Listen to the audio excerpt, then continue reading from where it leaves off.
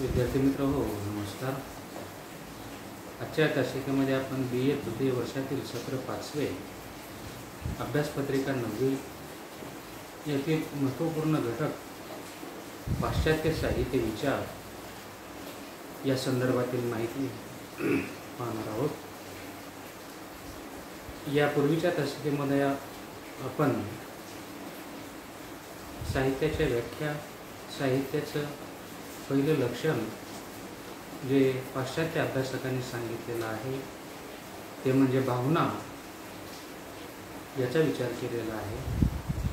आणि पाश्चात्य अभ्यासकांनी सांगितलेलं साहित्याचं दुसरं लक्षण म्हणजे कल्पना या संदर्भातील विचारही आपण पाहिलेला आहे. कल्पना या लक्षणाच्या बाबतीमध्ये पुढे जे अभ्यासकांनी आपले मत नोंदविलेलं आहे. साहित्य विचार या पुस्तकामध्ये जी मांडणी केलेली आहे त्या आधारे आपण पुढील भाग पाहणार आहोत की जेव्हा एखादा साहित्यिक, कवी, लेखक आपल्या साहित्यकृतीच्या माध्यमातून आपले विचार व्यक्त करतो ते वास्तवाला आधारून आणि काही कल्पनेची जोड देऊन तो निर्माण करत असतो. प्रतिभावंत साहित्यिक आपल्या अनुभवातून अशी उत्तम दर्जेदार साहित्य निर्मिती करत असतो. त्याला सहाय्यभूत ठरणारा महत्त्वाचा घटक हा तो साहित्यिक जे कल्पनाशक्तीच्या साह्याने आपले विचार मांडत असतो. त्यामुळे ती साहित्यकृती एक श्रेष्ठ दर्जाची साहित्यकृती निर्माण झाली किंवा निर्माण करत असतो असे आपण म्हणू शकतो. पाश्चात्य साहित्यशास्त्रज्ञांनी ज्या काही व्याख्या केलेल्या आहेत त्या विविध व्याख्या लक्षात घेतल्यानंतर त्यांनी भावना या घटकाबरोबरच कल्पना या लक्षणाला देखील अतिशय महत्त्वपूर्ण असं स्थान दिलेलं आहे. या संदर्भामध्ये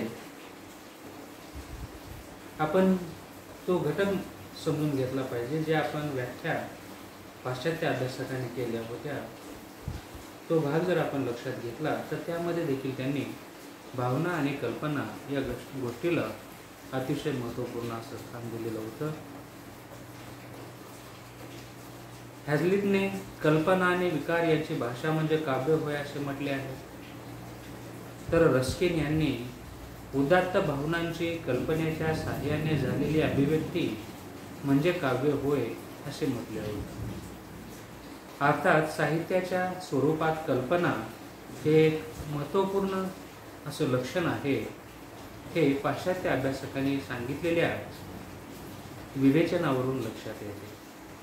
म्हणजे पाश्चात्य अभ्यासकांनी भावना या लक्षणाबरोबरच कल्पना हे साहित्यातील अतिशय महत्त्वपूर्ण असं लक्षण मानलेलं आहे. विद्यार्थी मित्र हो, त्यानंतर भावना आणि कल्पना या दोन साहित्य लक्षणानंतर पाश्चात्य अभ्यासकांनी तिसरं साहित्याचं जे लक्षण सांगितलेलं आहे ते म्हणजे बुद्धी. पाश्चात्य अभ्यासक यांनी बौद्धिक अंगाचाही विचार केलेला आहे. एखादी साहित्यिक कृती निर्माण करत असताना ज्या पद्धतीने भावना आणि कल्पना या घटकांना अतिशय महत्त्वपूर्ण स्थान आहे, त्याचबरोबर मानवाकडे असणारी त्याची जी तल्लख बुद्धी आहे त्या बुद्धीला देखील अतिशय महत्त्वपूर्ण असं स्थान आहे. म्हणून तिसरं जे साहित्याचं लक्षण किंवा तिसरं काव्याचं जे तत्त्व सांगितलेलं आहे पाश्चात्य अभ्यासकांनी ते म्हणजे बुद्धी होय. पाश्चात्य साहित्य विचारात भावना व कल्पना या दोन अंगाचीच जास्त चर्चा झाली असली तरी बौद्धिक अंगाचाही कित्येकाने विचार केलेला आहे. त्या पाश्चात्य अभ्यासकाने जे आपण पाहिलेले पूर्वीचे दोन, भावना आणि कल्पना, हे दोन्हीही घटक महत्त्वाचे असले तरी देखील तिसरा घटक म्हणजे तिसरं लक्षण बुद्धी, याला देखील पाश्चात्य अभ्यासक अतिशय महत्त्वाचं स्थान देतात. बौद्धिक अंगानेही त्यांनी आपला विचार मांडलेला दिसून येतो. विचार हा तसा शास्त्रीय साहित्याचा प्रमुख विशेष, पण ललित साहित्याला त्याचे वावडे आहे असं नाही. तर जे शास्त्रीय साहित्य आहे हे शास्त्रीय साहित्य विचार प्रधान साहित्य आहे. तर्क, वस्तुस्थिती याला महत्त्व शास्त्रीय साहित्यामध्ये असतं. म्हणजे प्रत्येक कृती ही विचार करूनच केली जाते आणि शास्त्रीय साहित्य त्यावर भर देताना दिसून येतं. म्हणजे विचार या लक्षणांचा विचार केला किंवा विचार हे लक्षण किंवा बुद्धी, तर्क या दृष्टीने जर विचार केला तर ललित साहित्य आणि ललितेतर साहित्य या दोन्हीही साहित्य प्रकारामध्ये बुद्धी किंवा विचार हा घटक महत्त्वाचा आहे. पण साहित्याच्या बाबतीमध्ये देखील बुद्धी हा घटक पाश्चात्य अभ्यासक साहित्याचं काव्यतत्व म्हणून किंवा साहित्याचं लक्षण म्हणून मानताना दिसून येतात. विचार किंवा बुद्धी हा तसा शास्त्रीय साहित्याचा प्रमुख विशेष, पण ललित साहित्यामध्ये देखील या घटकाला अतिशय महत्त्वाचं स्थान आहे. ललित साहित्यातून ही वैचारिकता आलेली असते, फक्त त्याला कल्पनेचा स्पर्श असतो. म्हणून ललित साहित्यामध्ये देखील वैचारिकता असते. ललित साहित्य देखील विचार करण्यासाठी प्रवृत्त करणारं साहित्य आहे.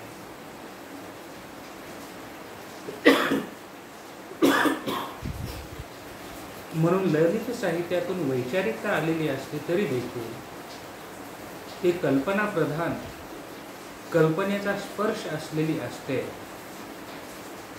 म्हणूनच Courthope expression of imaginative thought and feelings असे म्हणतो. म्हणून इमॅजिनेशन, थॉट या गोष्टी देखील अतिशय महत्त्वाच्या आहेत. म्हणजे कल्पनाही आहे आणि विचारही आहे. म्हणून आपल्या भावना, आपले विचार, आपली कल्पना यांचं मिश्रण हे साहित्यातून झालेलं असतं असं कोर्टहोफ या ठिकाणी म्हणतात. कल्पनेच्या स्वर विहारावर मर्यादा घालणारा घटक म्हणूनही बुद्धी या घटकाकडे पाहिले जाते. मग साहित्यामध्ये कल्पनेचा, भावनेचा विचार असताना बुद्धीचा देखील विचार येथे केलेला आहे. तो या अर्थाने की साहित्य हे पूर्णतः कल्पनानुसृतही असू शकत नाही, पूर्णतः वास्तवही असू शकत नाही. तर कल्पना आणि वास्तव याचं मिश्रण साहित्यातून झालेलं असतं. परंतु साहित्यामध्ये लेखन करत असताना केवळ काल्पनिक आणि आपल्याला जसं वाटेल तसं आपण लिहित नाही, तर तर्क किंवा विचाराच्या माध्यमातून ते योग्य आहे का, अयोग्य आहे का, असा तर्क किंवा असा विचार आपण या ठिकाणी करू शकतो. म्हणून कल्पनेच्या स्वैर विहारावर मर्यादा घालणारा घटक म्हणून मनमानी पद्धतीने काल्पनिक आहे म्हणून आपण कसंही वर्णन करू शकत नाही. त्यामध्ये नैतिकता असतात, काही बंधनं असतात, काही विचार असतात. म्हणून कल्पनेच्या स्वैर विहारावर मर्यादा घालणारा घटक म्हणून बुद्धी या लक्षणाकडे पाहिले जातं. कल्पनेचा अमर्याद वापर झाला तर कलाकृतीत अद्भुतरम्यता, अतिरंजितता, अतिशयोक्ती येईल आणि कलाकृती व जीवनाचे नाते तुटल्यासारखे होईल. म्हणून साहित्यामधून केवळ कल्पनेचा जर अमर्याद वापर झाला तर त्या साहित्यकृतीमध्ये अद्भुतरम्यता, अतिरंजकता व अतिशयोक्तीच येईल. आणि कलाकृतीचा जो मूळ उद्देश आहे, कलाकृती व जीवनाचे नाते तुटल्यासारखे होईल. काव्य सत्याला सोडून दूर जाईल. त्यामुळे कलाकृतीतून जी प्रत्येकारिता मिळायला हवी ती मिळणार नाही. म्हणून सत्याचा व बुद्धीचा विचार प्रस्तुत ठरतो. इथे बुद्धी या लक्षणाच्या संदर्भामध्ये विवेचन करत असताना अतिशय स्पष्टपणे अशी नोंद इथे केलेली आहे की केवळ आपण कल्पना प्रधान साहित्य जर निर्माण केलं, कल्पनेचा अमर्याद जर वापर केला,